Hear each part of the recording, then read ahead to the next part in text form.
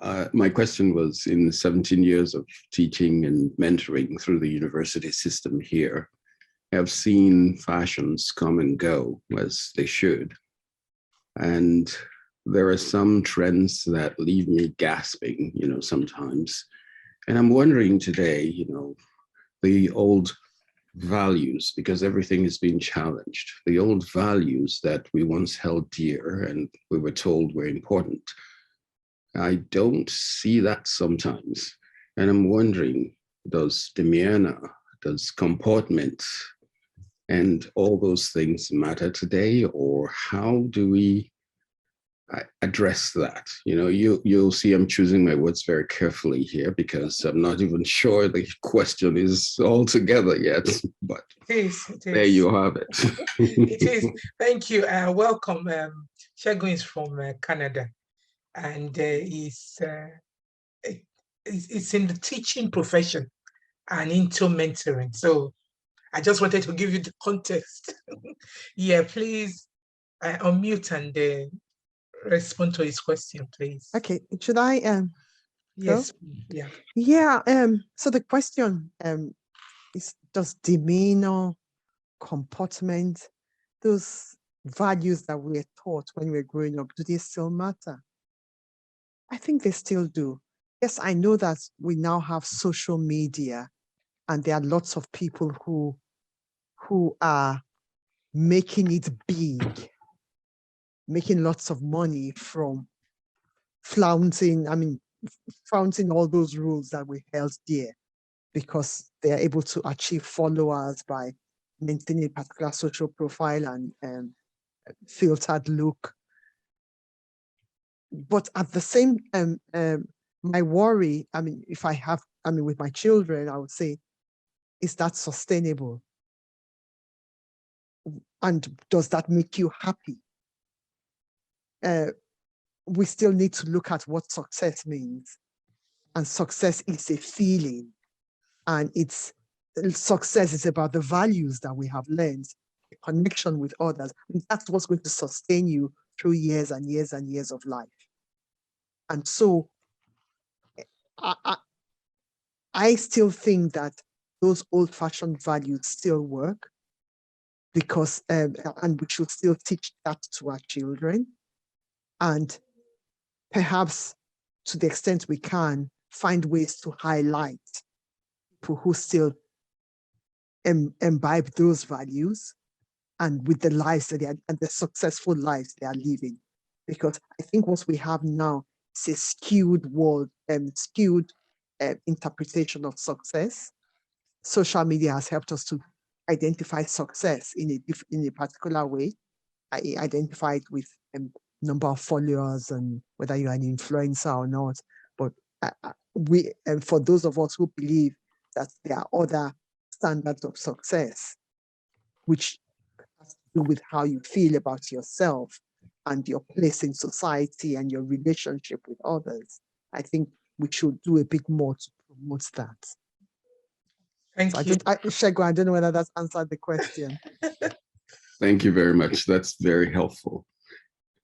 Okay. Thank you. Marcia Binosa, do you want me to ask another question? Can I just answer that question as well? I'll be quick. I do think, as Elizabeth has stated, those things are very important. And I think it's important to say to our children or younger people that first impressions count. And because a lot of people are getting their impression of you on your social media, it's important for them to present themselves in a way that is not going to repel people or cause people to disrespect them. And I'll just, there's a couple of women that are on social media who their image has been kind of quite provocative and sexual, nice girls and all that, but their image. And I've noted that they have taken down a lot of their pictures, and it's like they're starting all over again. And I'm just wondering if either they're doing it because it's 2022 or because somebody has actually said to them, it's a little bit too much. You are not presenting yourself in the right kind right kind of way. And one other example I want to use, in the 80s and 90s, we all know of rap music came to the fore. And the music, the lyrics, their lyrics oftentimes are very either sexually provocative or violent. A lot of those rappers are dying prematurely of violence, being shot, etc., etc. So sometimes you can see a scene rise up, but you see the fruit of what they've brought forth will kind of show itself out later on down the line. I'm not happy that they've gone, but sometimes if that's what you're promoting through your voice, etc., then, or your words, then sometimes unfortunately the fruit of that is not always good. Thank you. Vanessa, were you going to talk, or I wanted to say something? Doc, were you going to say something? No, go ahead. Okay. Dr. Ikmonwosa has posed a question. Do you want me to read it, or do you want to speak, Doctor? I can just read it then. Thank you so much for the opportunity. Thank you. Yeah, I just want to say I've thoroughly enjoyed myself listening to the guests tonight. It's been fantastic. Sharing your experiences. I've taken notes. As you can see, I have 3 sheets here. I've literally taken notes, and I'm so happy to have listened to everything you said today. I've learned a lot from it. From what you've told us tonight, we can see that the power of women is in their achievements, what they've achieved and the struggles they've been through, how they've conquered those struggles and how things have moved on with them, and the way they've been able to express themselves and hold themselves up in society. But what really discourages me, flowing from Segun's question, is what I see on social media. While we appreciate our women, given our historical traditions, we do see that some of those ideals are being eroded. I see things on Instagram, for instance, and it just reduces our women to mere commodities. And I know you've already pointed out some, you've touched on the question slightly in your response to Segun. I just wanted you to reemphasize it, because this is a big problem that hits at the very heart of our value system in our countries in Africa. I just wanted you to speak to it, because as women of power, your voices tonight will send a clear message to our people back home and even here in the UK, that we may live in societies where this is appreciated, but this is not who we are. You all have done very well, and you've really hold yourself up in society, and we're extremely proud of you. Some of what is happening now, we're not proud of. So I just wanted you to reinstate it by literally going back to the very question of how we can sort of change or reduce, or in many cases, eliminate this idea of sensitizing and eulogizing ladies that go half-clad on social media just to gain public acceptance. I just wanted you to reemphasize it. Yeah. Thank you so much. Thank you. Thank you. Before you sorry, hold on quickly. Yeah. I just want to make a point which Dr. Mwambi has made. On a professional level, and I think the 3 ladies should touch on this, on a professional level, young folks, male and female, don't know that social media has what I would call a carbon footprint. If you put certain things there, it will come back to you. It's very important that we emphasize that point, that you have to be extremely careful how and what you put on social media. It can come back in 20 years' time. It's just something that people should be conscious of. But anyway, I'm sure you will deal with it. Thank you, KD. I think as part of the question, it's very unique because we represent the diaspora as well as women and Black people in the UK. So our circle of influence is quite wide. So please, if you take that into consideration in answering the question that Segun and Dr. Ipomosa has posed. Vinosa.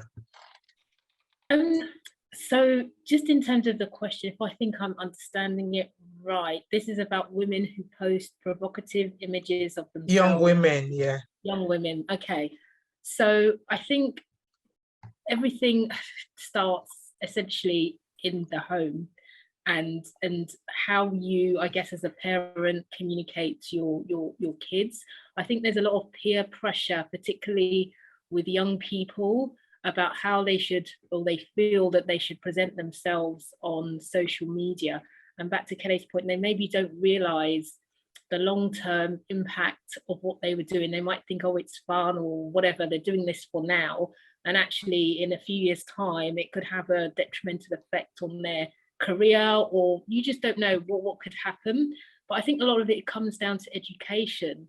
And I also think some of it is to do with confidence as well. I think, you know, sometimes people who put these things on social media perhaps have low self-esteem, and they somehow think that social media, by getting people who like these images, it can help build up their self-esteem. So actually, I think there are some underlying issues that maybe are affecting some of our young people who feel that they need to post these images to fulfill some sort of need or desire to feel, you know, that people like them.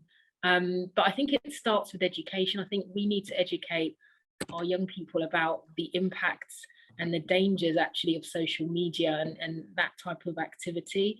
I think, like I said, there are some good things that social media can be used for, but sadly, and particularly with young women, and I'm talking about people who are not adults, but young women, maybe don't see the dangers, the long-term effects. But I think it's for us as adults, as parents, as aunties and uncles, etc., to educate our young people about the dangers actually of doing this.